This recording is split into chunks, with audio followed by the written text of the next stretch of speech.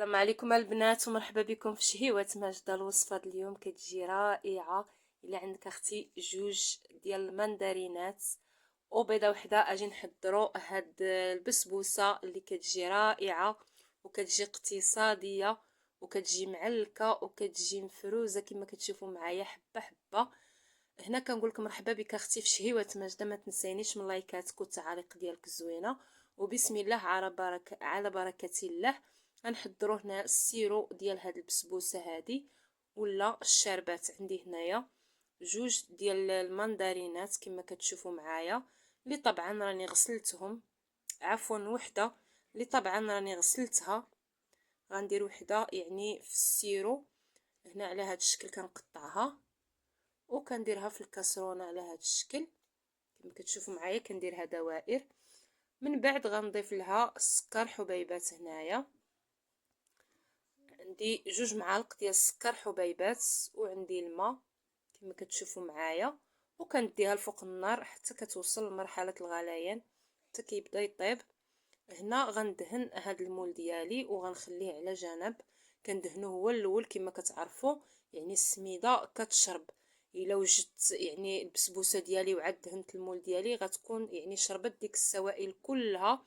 هنا بعد ما دهنتها بالزيت او بالزبده ندردر عليها شويه ديال السميده. وهنا في البسبوسه غنقطع يعني هاد المنداري يعني بالقشور ديالو، كنحيد له غير داك الخيوط اللي كيكونوا فيه على هاد الشكل هذا وكنقطعهم. طبعا هنا راه مغسول. عندي جوج مندرينات كنقطعهم وكنحيد لهم ديك الخيوط كما كتشوفوا معايا. هاد البسبوسه راه كتجي رائعه ولذيذه وشي حاجه اللي كتوجد بسرعه. هنا غنديرها مباشره في الخلاط ديال مونينيكس على هاد الشكل هذا.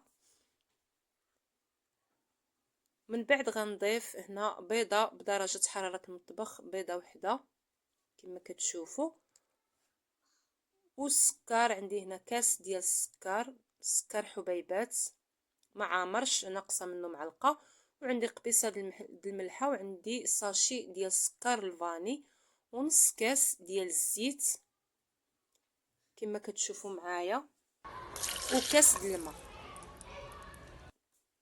كنخلط هذا الشيء مزيان كما كتشوفوا على هذا الشكل هذا حتى كيتطحن ديك المكونات. راني ما كنصفيش هاد الخليط هذا مباشره. كنضيف كاس ديال العنبه ديال السميده ديال الحرشه اللي كنديروها في البغرير. عندي كاس السميده يعني الصفراء، وعندي كاس السميده البيضاء راها متوفره يعني في عند البقال، وجوج خمارات ديال بيكين باودر من فئه 8 غرام يعني المجموع 16 غرام. وكنخلط هذا الشيء كما كتشوفوا معايا في المونينيكس مزيان.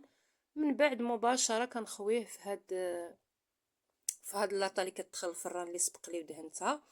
اللي عندكم يمكن لكم ديروا السميده البيضاء جوج كيسان، يمكن لكم ديروا السميده الصفراء يعني جوج كيسان. انا كانوا عندي بجوج فدرتهم بجوج. هنا دخلتها طابت حتى طابت مزيان، ومن بعد حمرتها من الفوق على هذا الشكل وكنسقيها. هنا راه البسبوسه ديالي سخونه والسيرو ديالي برد، كنسقيها على هذا الشكل هذا كما كتشوفوا معايا.